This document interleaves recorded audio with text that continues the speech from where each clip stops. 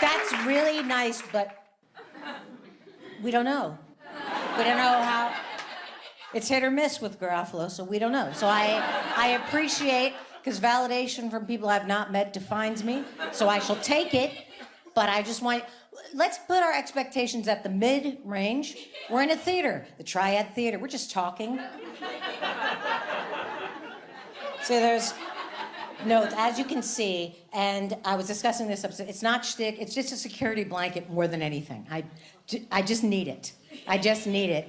And I was doing stand-up fairly recently, and a gentleman came up to me afterwards. I was at Eastville Comedy Club, no offense, Triad. And the gentleman followed me out of the showroom towards the bar, and he said, "Excuse me, can I give you some advice?" "Oh, please." That's yeah, absolutely. And he goes, "Don't use your notes, it's unprofessional." And I said, "Well, I've been using the notes probably since before you were born." And I said that because I was just clocking he seemed young. And then he said, "How old are you?" And I said, 60. And he goes, "My mom's only 54. The conversation got better and better and better. And then we talked a little bit more, and then he said, "I'm noticing your bottom teeth are very crowded." He's an orthodontist. He turns out he's an orthodontist.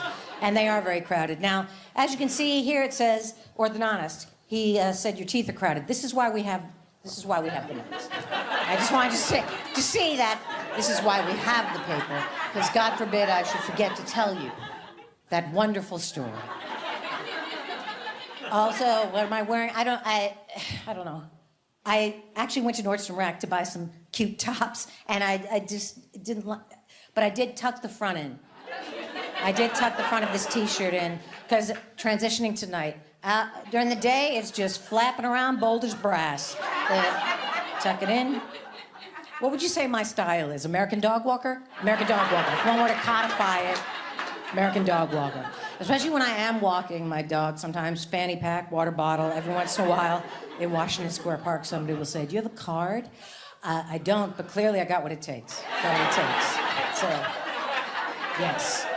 Now, I actually don't know. I guess here's where we shall start. Now we're starting. Now we're starting. Now we're starting. Now we're starting. Now we're starting. Look at, get me, look. I'm going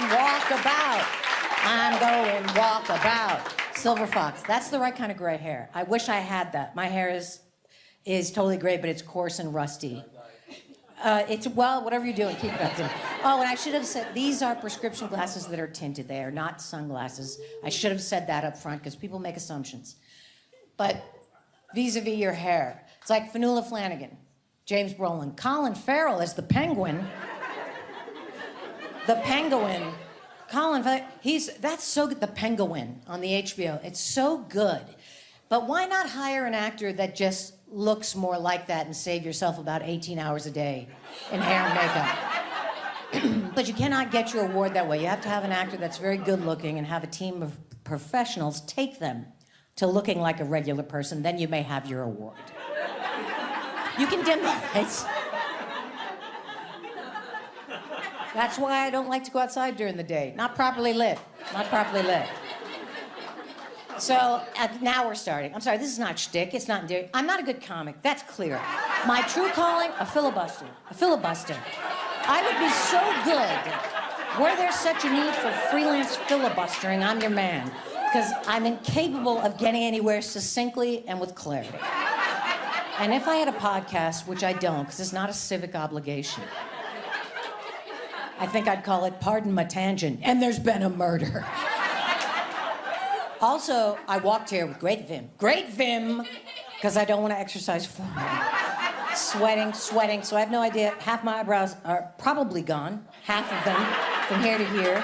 And also, my thyroid doesn't work. Put a pin in that, we'll expand on that later. Nothing but scalp, black cover pencil, Giuliani drip, Giuliani drip, Giuliani drip. Napkins. Excuse me. And I just put it this way, I wish I was as thin as my hair. And I know it's not modern to be self-deprecating. I know that it's not modern to be self-deprecating. Let me give you some context. When I was growing up, they did not have empowerment. They didn't have it. I did not even have hummus till 1992. Listen to me. You couldn't just have hummus. You couldn't just have it. You had to know somebody that was a little artsy-fartsy. In my case, it was in Los Angeles. This woman lived in my neighborhood. She had a kiln in her backyard, threw pots, that kind of thing. That's how you had hummus. She made it. This is the world I'm talking about. No sunblock. There was Coppertone in the summer. So I feel so, I just don't, I don't like what I'm wearing. And I was gonna bring those tops I bought at Nordstrom Rack to give them out to curry favor, But I didn't do it. So anyway, now we're starting. What? As I said, this is not shtick, and we're just talking. So anywho's-its, here's where we're starting. Do you see this scar, perchance? Okay, how that happened was I broke my wrist and these two fingers. Why? Because, as I told you, I walk with great vim everywhere, and I have size 9.5 feet, and I'm 5'1". It's like an L. If an L was wearing a barrel. And I also frequently have a giant AARP backpack, fantastic. AARP backpack, fantastic. And some of you kids will never be able to retire, but do join because it's a great backpack, and it's free. It's very roomy. It doesn't have a hard back for your computer because they know. And in said backpack, I had a thing of water with the handle and a bunch of Red Bull, sugar-free, of course.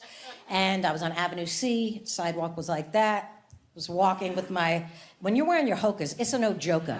Let me tell you, that's extra shoe. And that's why this is too low, I know that. But I'm always trying to cover, I just want you to know that I know that. I'm just always trying to cover shoe. So I tripped on the sidewalk and I put my hand out. And I didn't know it, but I broke these fingers and this wrist. And a really nice kid was like, ma'am, are you okay? And I did the right thing. I said yes. I knew something. I said yes. Because have you ever inquired when somebody's fallen and said, are you okay? And they go, no. Well, fuck off, man. That's not what you say. That's not what you say. And I'm sorry for the swearing. I don't like that kind of talk. But say yes. Because you're not that invested. You're being polite. Reciprocity. The quid, the pro, the quote. Just say yes. And so I said yes, even though I knew something bad had happened. I didn't know what. And he's like, do you want me to help you? And I was like, no, I'm good. I'm just embarrassed. And I kept walking. And like I said, I felt nauseous. And I thought, I didn't look at it. Let me give you more context. I have this amazing ability to ignore it. Any and all physical ailments. Now, I've said this before, that one of the mottos I live my life by is A, ignore it. B, don't get physicals. Don't look for trouble. Leave it. And the older you get, the more vital it will be to ignore any and all physical ailments as the CVS receipt link list of things going wrong as the wheels fall off. Leave it.